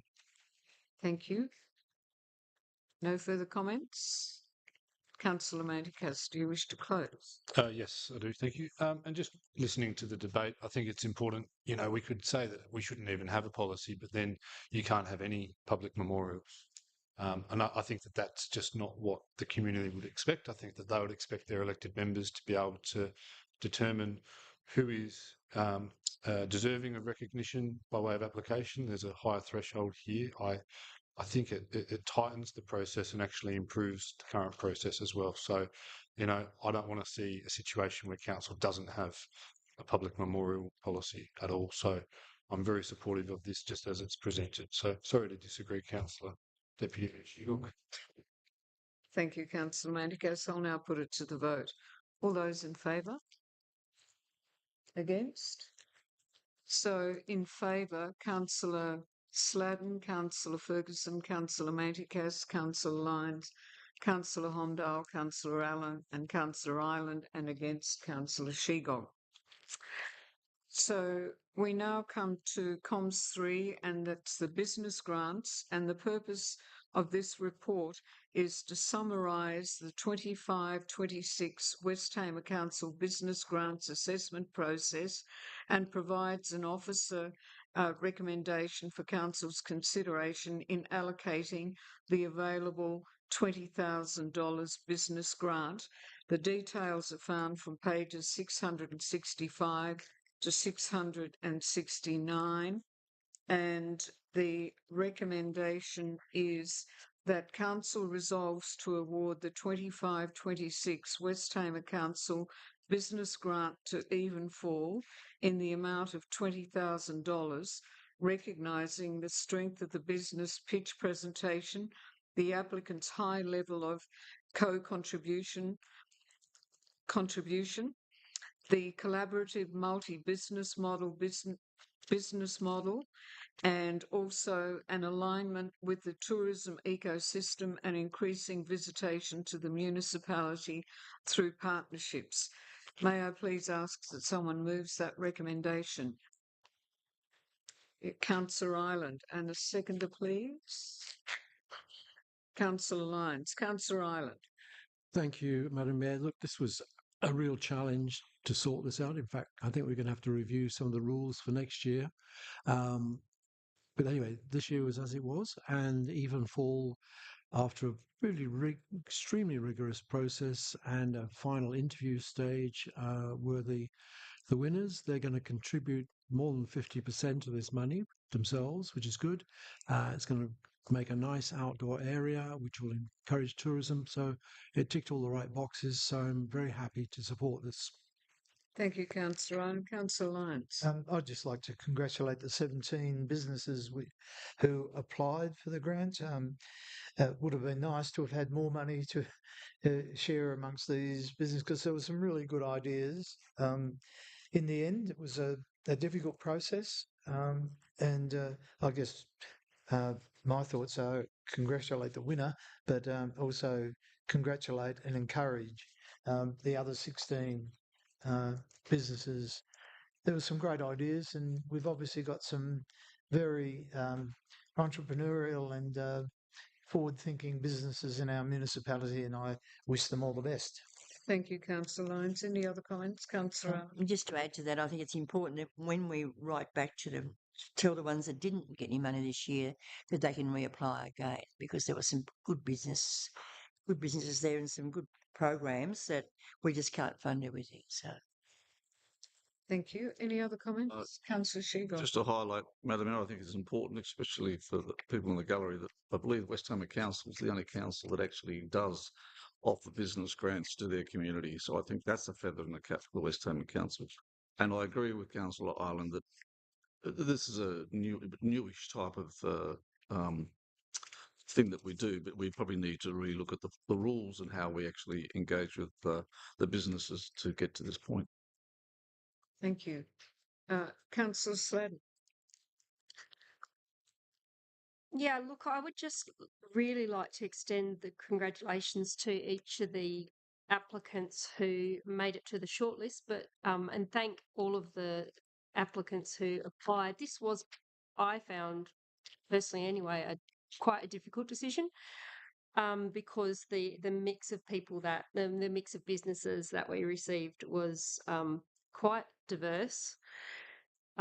Just to correct what Councillor Ireland said, I think Evenfor was about putting in about 50% of, so they've got quite a big project. And as you can see, you know, those that were ranked 1 and 2 didn't necessarily, didn't get the award of the grant. And so there were other things that came into, I guess, the discussions and the deliberations, but they were all very strong applicants, and we met with each of them, and it was a very difficult decision. And I think that this grant program is probably going to be one that is going to go from strength to strength. So we need to make sure we're not the victims of our own success, but also just to congratulate the team on all of their hard work in vetting the applicants and putting all that together for us.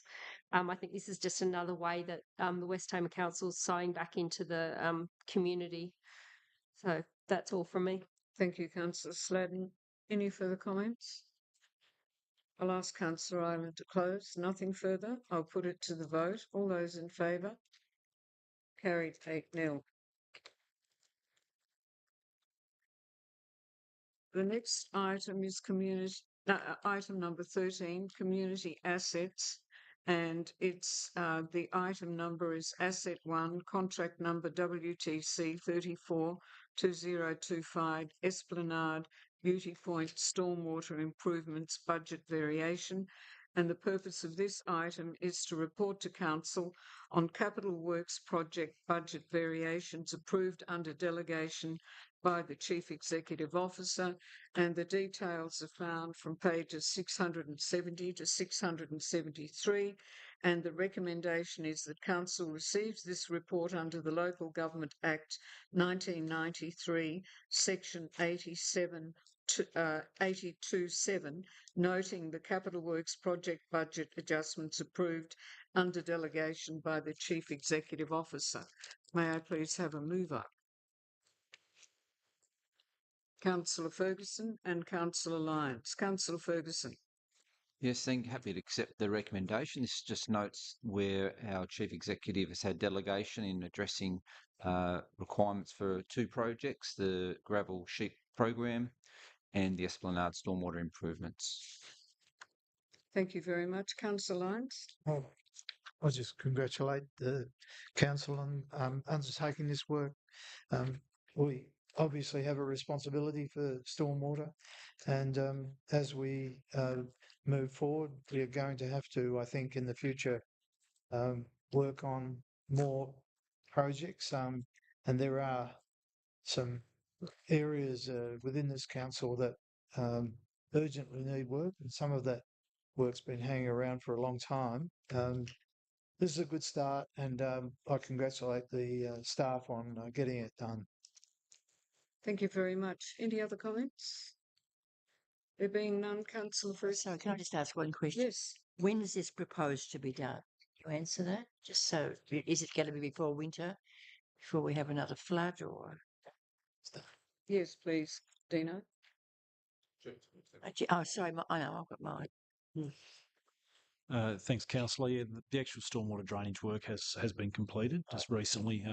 Early this year, final touches were completed to that job. Yep. Thank you very much. So then, if there are no further comments, I'll put it to the vote. All those in favour? Against? Carried 8-0. Asset 2, Riverside Pool Technical Investigation. And the purpose of this item is to seek council approval to increase the current capital works project budget allocation for the Riverside Swimming Centre to allow for investigations, design and procurement and fiberglass relining of the existing pool structure. And the item is detailed from pages 674 to 676. And the recommendation is that Council approves the transfer of $100,000 in funding from cash reserves to Capital Works Project number 67225 for the investigation of fiberglass lining of the Riverside swimming pool. Will somebody please move that? Councillor Lyons, and a seconder, please. Councillor Island. Councillor Lyons. This is some money allocated to examine by X-ray, by some digging up of paths to determine the viability and future use of the Riverside pool. It's really not determining we're going to have a fiberglass pool. It's about determining the substructure and the foundation and the likely life of the existing pool. We need some scientific evidence before we can proceed on this matter. This is an amount of money which I know the council will not spend because they'll be so efficient at getting the right company to investigate this. But it's all about investigating to determine what's under the pool and the existing strength of the pool. And then that gives us an opportunity in the future to make a decision about where we go with aquatics in this municipality. And absolutely support the motion. It's the only way forward. And I think, knowing the efficiency of our council staff, we'll get it done for less than the budgeted allocation. Councillor Sladden, have you? Oh, I beg your pardon. Councillor Island first. No, Councillor Lyons has nailed it. It's exactly what to do. Hopefully, we'll find out that we can line it, which will give us another 25 years. But this is basically a process to establish the feasibility of whether it can be lined, what's got to be done to the concrete, because it's all over the place. So hopefully we can do it for under 100,000. Thank you. Councillor Sladden. Yeah, I just wanted to add to that for those members of the public who have read the report that this isn't an approval for $1 million, it's approval for 100,000 to have a look and see what's actually happening to the structure of the pool. Now, for those who've been paying attention to what council's been doing over the last few years, we've actually invested $1 million over a period of, I think it was 3 years or so, improving improving the structure of things like the slide. There's a new deck that's been installed. The learn to swim pool has been improved, and that now can have its levels put up and down. And we've really been extending the life of the pool and protecting our assets. So as we plan for the future, and this is a pool that the community's had, I think, since 1967. So we're sort of heading up to our 60-year anniversary. It really is, I think, prudent for the council to sort of investigate what's happening before we decide what's going to happen in the long-term future of the pool. So thoroughly support this motion. Thank you. Any other comments? No? Before I ask Councillor Lyons to close, I can really endorse everything that Councillor Sladden has said. The reality is that the cost of pool replacement today for any council is almost prohibitive. And when we think about long-term projects like a council replacement, we start talking about it 10 years earlier. And we think we know how much it's going to cost. When it actually comes to the crunch, it's almost impossible for us to consider it. So I think that this particular process is going to give us a really good idea as to whether we can extend the life of the existing pool or whether we have to start thinking seriously about where we're going to find the tens of millions of dollars to replace this pool. So, Councillor Lyons, would you like to close? Yeah, I mean, this pool, is quite new, really. It's only 60 years old, but it does have some wear and tear. I say it's quite young because it's a fair bit younger than me. So anything younger than me is young. Um, we um, we need to get some scientific evidence. I'd be really interested to watch as they take some sort of X-ray of the concrete to determine what's underneath it. It's some pretty serious scientific work. It's absolutely needed before we know where we're going. Thank you. I will now put it to the vote. All those in favour? Carried 8-0. The next item, 14, is people, culture and safety, and there are no items for that section. There are also no petitions being brought to the council meeting today. Item 16 is notice of motions, and the purpose of this report is to provide council with advice in relation to a motion received on notice from Councillor Julie Sladden in accordance with Section 65 of the Local Government Act 1993. The details of the motion are from pages 679 to 680. And the recommendation is the Council recognises that community expectations regarding participating in local democracy have evolved with increasing reliance on secure and accessible digital engagement methods. 2, resolves to write to the Minister for Local Government requesting consideration of a review of the petition provisions of the Local Government Act 1993, Tasmania, particularly Section 57 and related sections, with a view to simplify and modernising the framework. And 3, request that any such review consider the potential inclusion of an explicit e-petition pathway for local government, including appropriate minimum and maximum opening periods for e-petitions, eligibility criteria such as limiting the initiation and/or signing of petitions to residents and/or electors of the relevant municipal area, and reasonable safeguards to address fraud and duplication while maintaining appropriate privacy protections. And finally, a clear approach to petition status visibility and response publication, including transparent tracking of petition progress and publication of council response within a reasonable time frame, subject to lawful confidentiality requirements. Councillor Sladden. Well done, Madam Mayor. You move. Thank you. May I have a seconder? Councillor Manticas. Councillor Sladden. Well done, Madam Mayor, for reading out the motion in its entirety, and you would have been quite within your rights to make me do it. While we're looking at all things local government today, I thought I would direct the state government's attention to perhaps having a look at the provisions under Section 57 with regards to petitions. Now, local government is grassroots. We're the closest to our communities, I would like to think anyway. And, the democratic process is something that, I think should be accessible to all members of the community.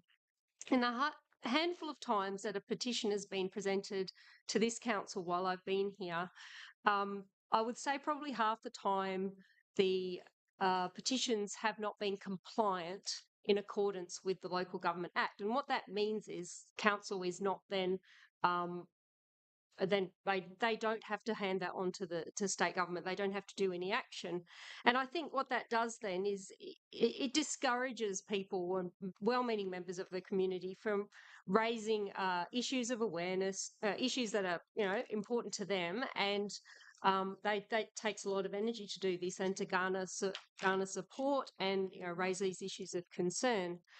So, in its essence, this is a practical and a procedural motion. It asks the minister to consider a review of the petition and provisions in the Local Government Act. There's three main reasons that I bought it. The first one is that the local government is now out of step with the state system. On the state system, you can actually do an electronic petition. So they have a more modern, structured approach. Local government is only a paper-based model. And so basically this motion simply asks whether that could be, whether the local government could be brought up to the 21st century on that parameter. The second one is ease of use for petitioners. You know, petitions should be easily accessible. People are much more familiar with the technological landscape now, and they expect to participate in things electronically. This is good for working families, carers, younger residents, and people who don't live close to council offices, and that's especially relevant with West Tamar. We're quite a spread out municipality, and an e-petition pathway could remove any barriers. As long as the safeguards are put in place. And thirdly, we're updating the process. We're not lowering the standards. So modernisation could also include, putting some guidance around integrity. There'll be clear rules about eligibility, timeframes, who's able to sign the petition. I know there have been instances where, a petition might arrive and people from way out of area are commenting and petitioning on issues that don't necessarily concern them, and there could be guidance put around that. The motion doesn't mandate change, merely offers suggestions, and basically requests the minister to have a look at for us to write to the minister requesting a review of the petition provisions under the Local Government Act. Thank you very much. And Councillor Manticus. What she said. No, look, this is a great motion. The Local Government Act is over 30 years old now, and it's only fair that as times we, progress with modern technology, that members of the community have access to that technology too, and they can still submit petitions by other means, such as e-petitions, already adopted at a state level. I think this kind of asking for this kind of review of this particular section is it should just happen. But if we have to do it by motion to hopefully get their attention. So thanks for bringing the motion. I'll be supporting it today. Nothing further. Any other comments? Yeah. Yes, Councillor. I support the motion. I hope they review it in its entirety, because there are lots of things. We've received petitions to this council on matters that are not of any concern to them. I mean, they might be a concern to individuals, but they really aren't in our bailiwick. And I think we should have the power to just pass them on without making comment or taking any action. I think petitions are a part of democracy, and there's going to be amendments to the Local Government Act which are making democracy worse. I think this at least gives people the opportunity to put their view forward, and as long as each of the governments, if it relates to the army, it should only go to the federal government. If it relates to TasWater, it should go to the state government. I think a whole review of the Local Government Act to increase participation and democracy is a good thing. And so I think I absolutely support this proposal. Thank you very much. Any other comments? Councillor Sladden, do you wish to close? Any further comments? Nothing further. Thank you. I'll put it to the vote. All those in favour? Carried 8-0. Item 16.2 is motions without notice, and there is a motion from Councillor Jeff Lyons.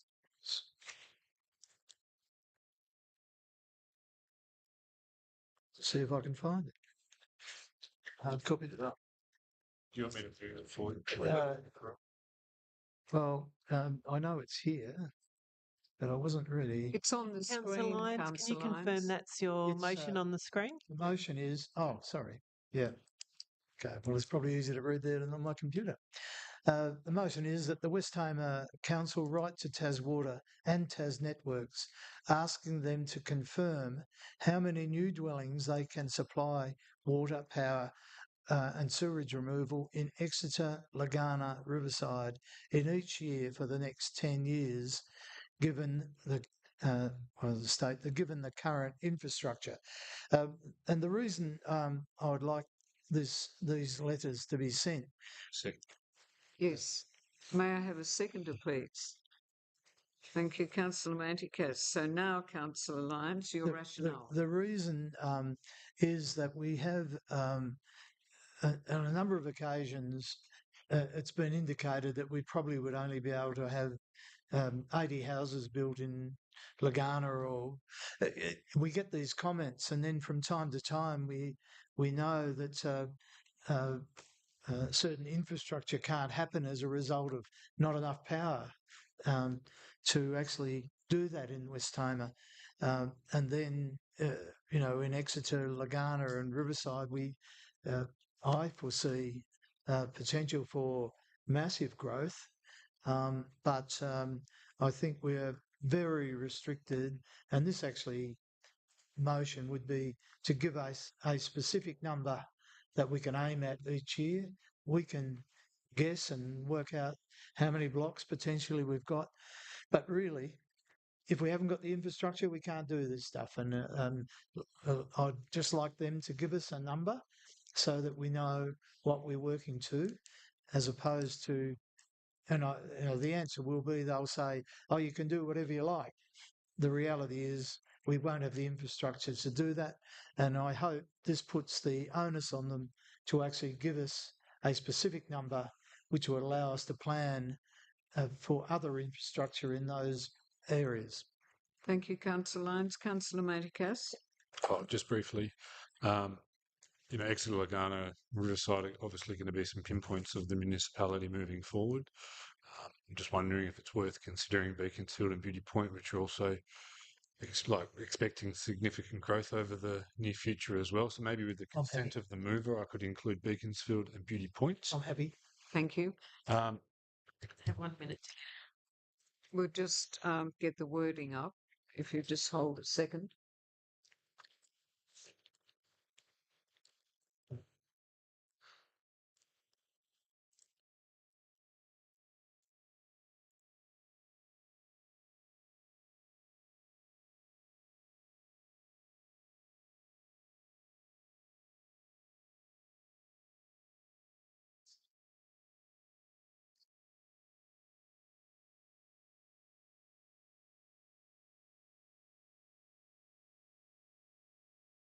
Councillor Lyons and Councillor Manticas, are you happy with that now?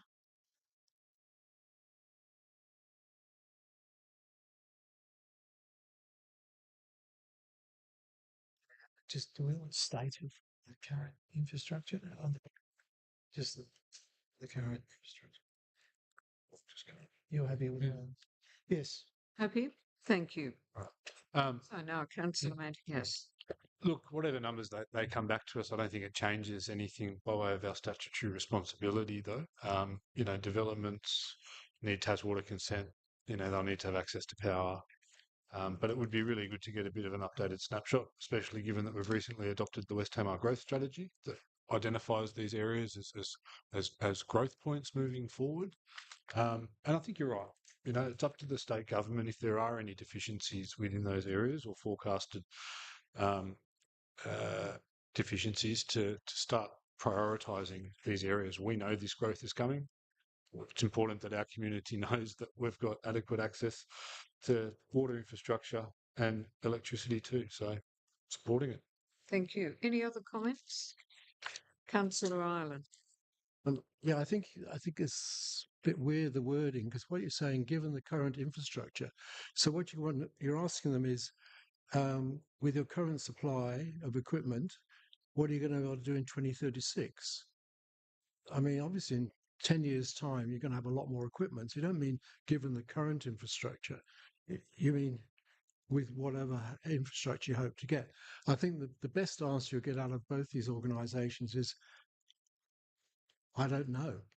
I mean, think of in 10 years, there's going to be 2 price and services plans from Taswater. Who just had the first one knocked back by 30%. So the answer they're probably going to give is we'll do our best, but they have no idea what they're going to be able to produce in 10 years because they're controlled by two price and services plans which are dictated by the economic regulator. So we'll get a nice answer, I'm sure, saying we'll do our best, but there's no way they can put numbers to it because they don't know what they're going to be allowed to do. TAS networks, I don't know how their economic regulator works, but presumably they have the same situation. At the moment, they're providing 110 megawatt hours to the whole of West Tamar municipality. How many they're going to need in 10 years? No idea. Can I just ask a Yes. question? If we said current and intended infrastructure, would that help? Are you happy with that? Plan. Oh, you could say plan, but they haven't got a Well, plan. no, they haven't got a plan, but You could say intended. desired, but they have no idea what infrastructure they're going to have in 10 years' time. Nobody does because they can't control it. Okay. Are there any other speakers? Councillor Sheagold. I get the intent. We want to sort of put a bit of pressure on Taswater and Tas Networks to come back with an answer. I agree with Councillor Ireland. And I'm concerned if they come back, for example, Lagana, and say 0, what will then happen to our future planning? What will happen to the next house that gets comes through an application to build a dwelling at Lagana when we know there's 0 opportunity for sewage removal? I'm not sure whether we might get some answers that we don't potentially like. And as Councillor Ireland said, I'm not really sure even if they're going to be able to do it accurately anyway. But I get the intent. We need to keep the pressure on them, but I'm not sure if it's through that particular motion. The mover and seconder would like to, after the word Beaconsfield, say currently. The rest goes. So currently, After, that's not it. Yeah, give us a second. Okay.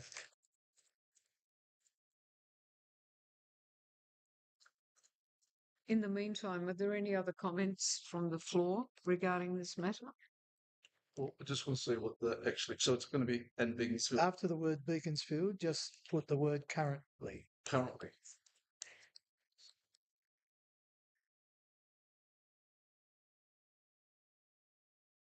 Is that what you were after? Yep. Yeah, I've heard that. Are you asking for each year or are you asking long term? I'm asking now. As of now. But you said 10 years. Now, Oh, well, they've taken that out. I know. It's now currently. Okay. Any other speakers before I ask Councillor Lyons to close? Councillor Lyons. you know Oh, my I beg your intent. pardon. Sorry. Councillor Ferguson. So I was too slow. Yeah, I'm just share some concerns as Councillor Sheagold about whether this motion's in the right formulation. I think we need reporting, and I think we need to understand broader picture. There's going to be a lot of questions that they'll be asking. What do we need? So I think we need to be very clear about what we actually need from them. But I understand what the intent. Thank you. Madam Mayor, can I just ask the CEO a question? Didn't we do something similar, Chief? We wrote to Taswater about reporting because I think Councillor Ferguson's just reminded me of something. We wrote to Taswater in relation to stormwater infiltration. Oh. And so they'll come back to us with that information when they do that work this year. Yeah, sorry, that was it. Yeah. So if there are no other comments, I'll ask Councillor Lyons to close. Well, thank you everyone for improving the motion. I mean, the idea is, we keep getting told that we aren't going to have enough water, we aren't going to have enough power.